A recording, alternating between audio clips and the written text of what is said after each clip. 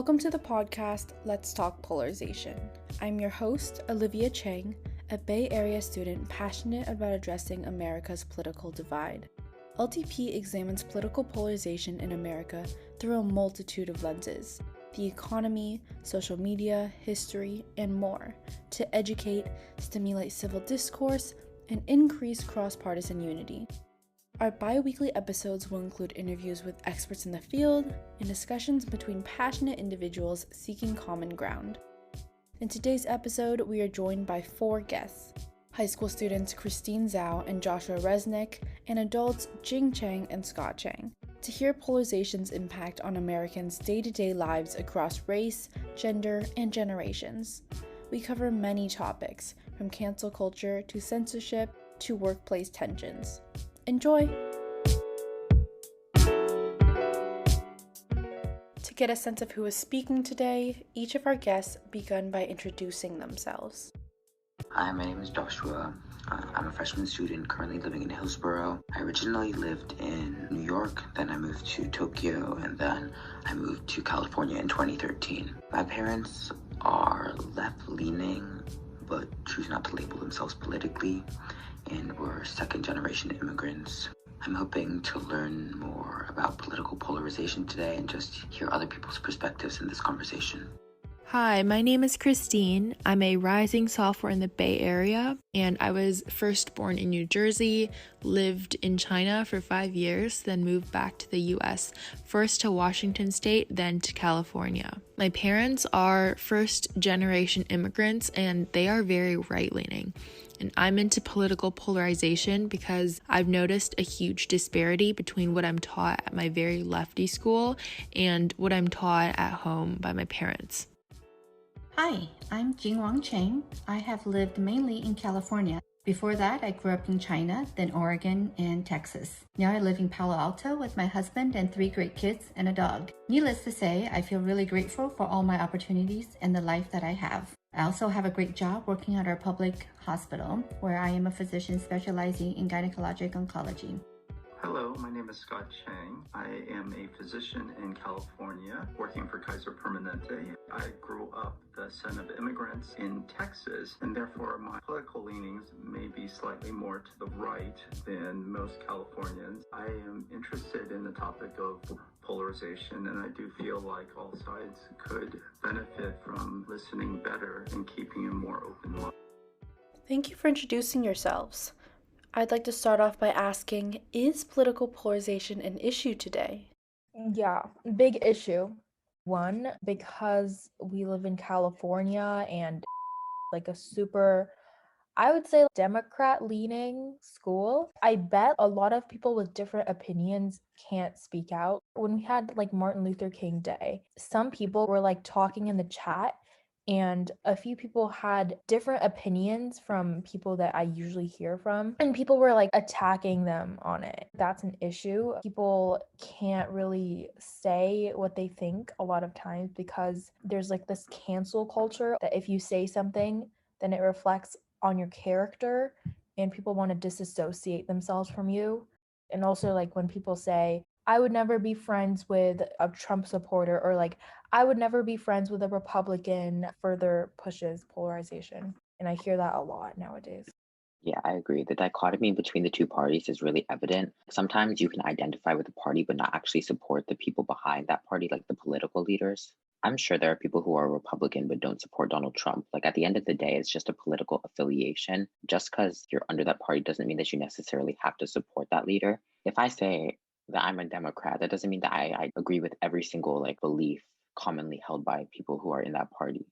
I do think political polarization is a big issue today. The discourse among individuals is more guarded, and also it can be divisive to the country as a whole if we start to have a them and us mentality instead of the thought that we are one nation working towards a common goal. Echo chambers is what contributes to the polarization. One of the problems that we potentially see with technology is the ability to reflect what your beliefs are through your news and through the information you consume. And in so doing, that becomes more of your reality and you become less open to seeing other perspectives.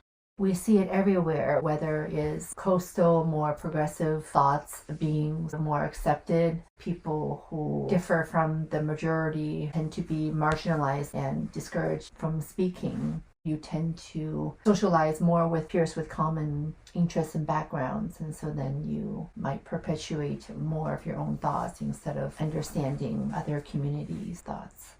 Reflecting on your own political attitudes, do you think that you have succumbed to echo chambers? People are social and they are impacted to a great degree by people that are important in their lives. For example, growing up in Texas, my views were a bit more conservative and I tended towards more Republican thinking. As I've spent more time in California, some of that has changed, some has not, because a lot of the things that you learn when you're young stay ingrained within you.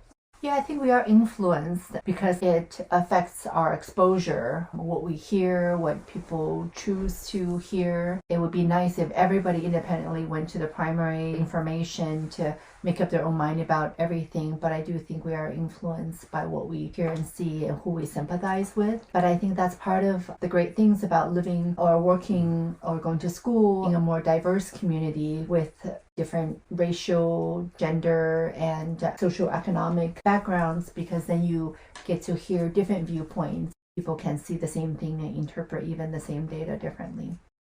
Would you say that your relatives or friends hold different views than your own?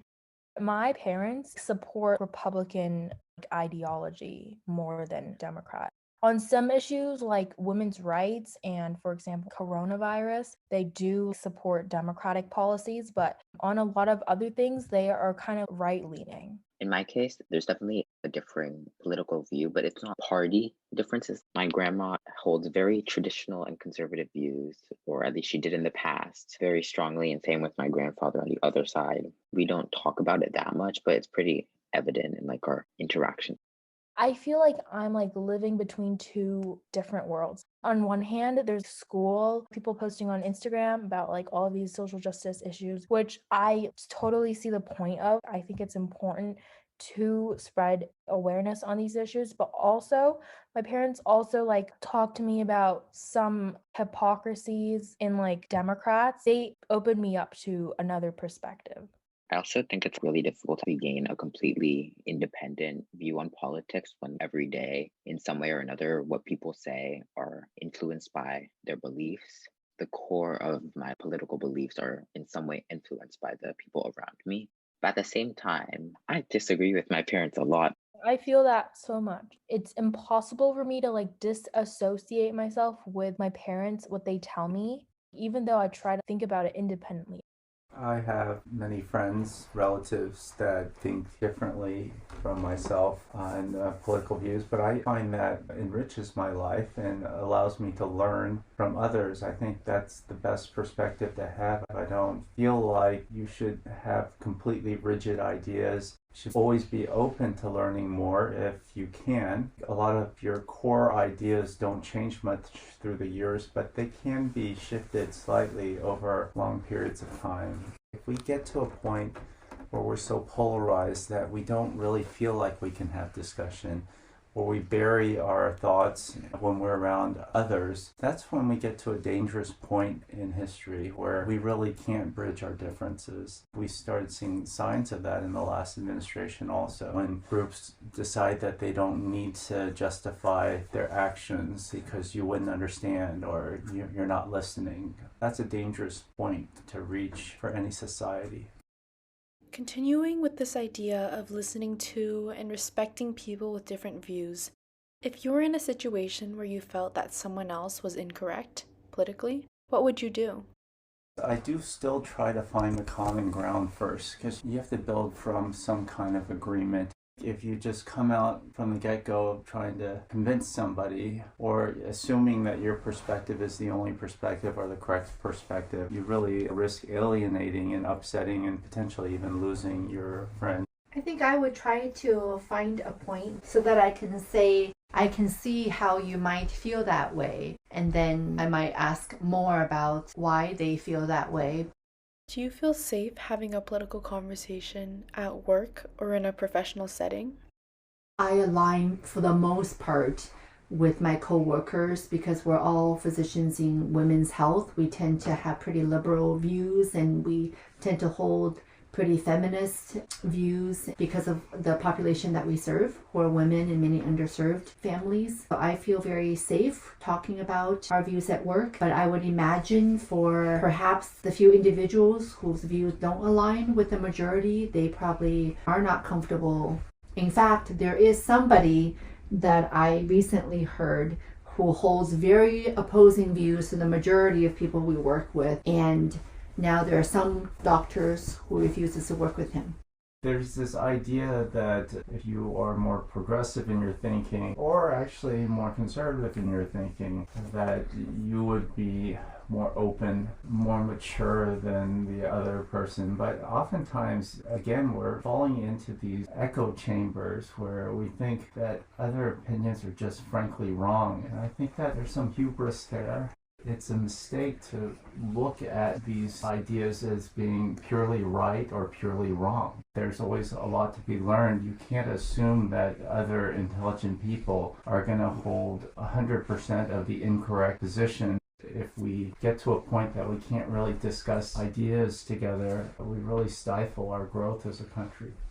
We know that information we consume can heavily influence our political identities. So, where do you get your information?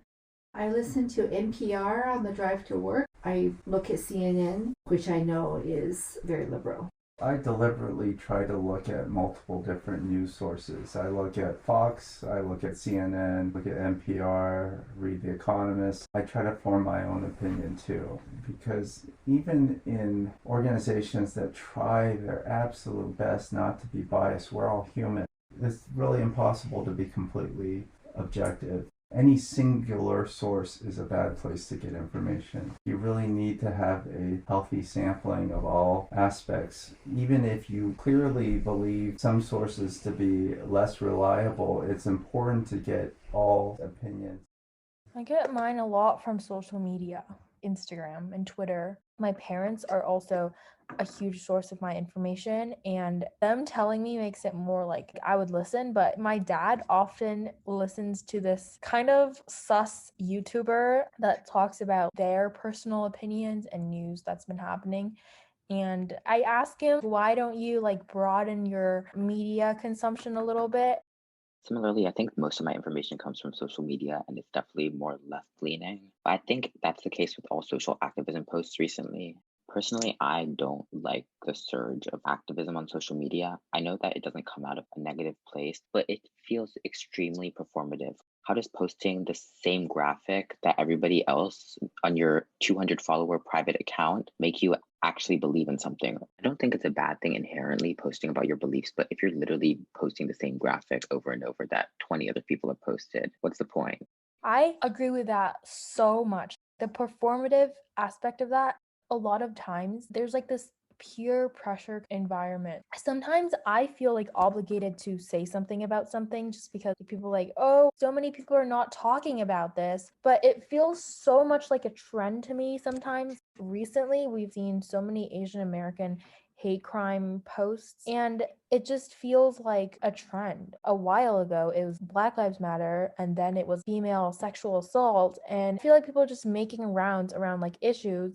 Sometimes I feel obligated to also like interact or like with those posts because I want people to know that I'm noticing all of this and like I'm paying attention.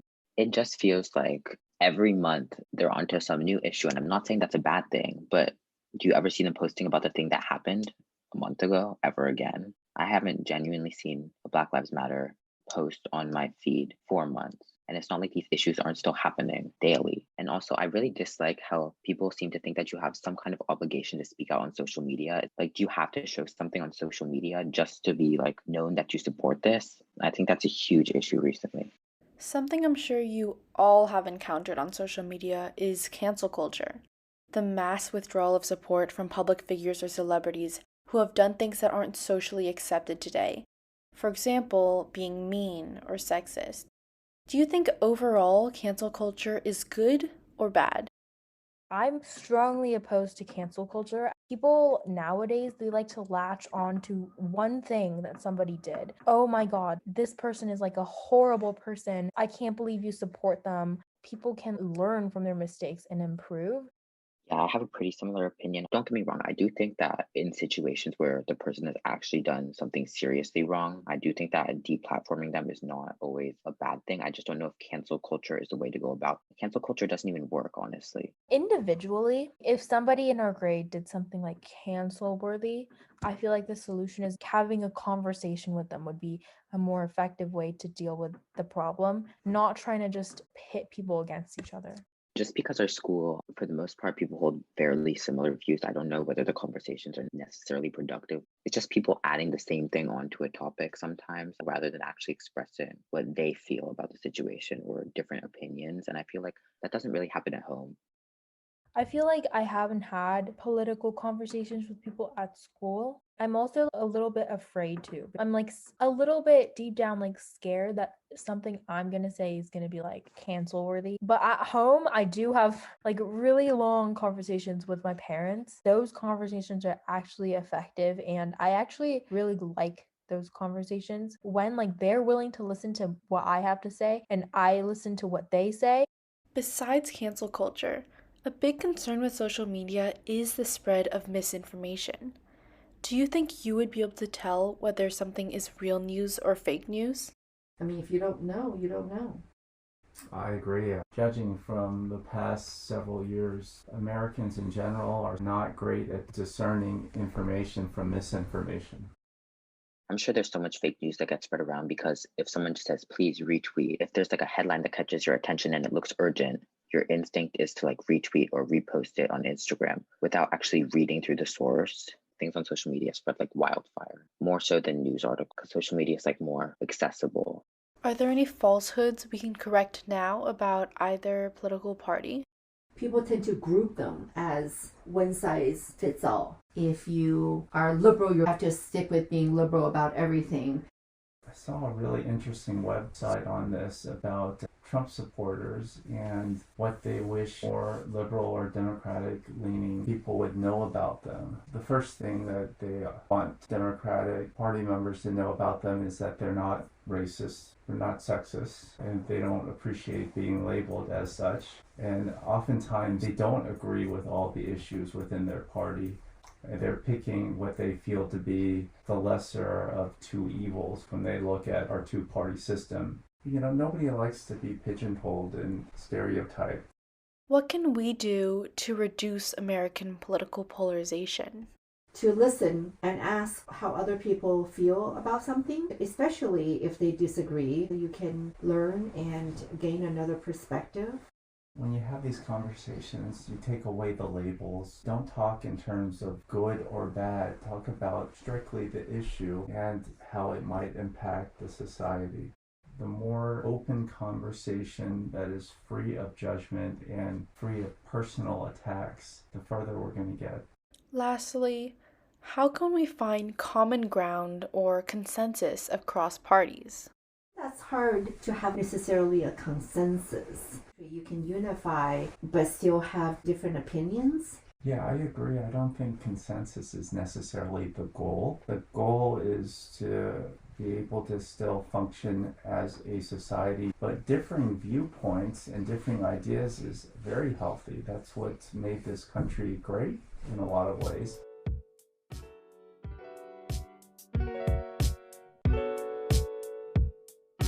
Thank you for listening to the podcast, Let's Talk Polarization. I hope that this conversation broadens your ideas on what both young people and adults feel towards our nation's partisan divide, combats potential stereotypes you hold about political parties, and encourages you to have a political conversation of your own.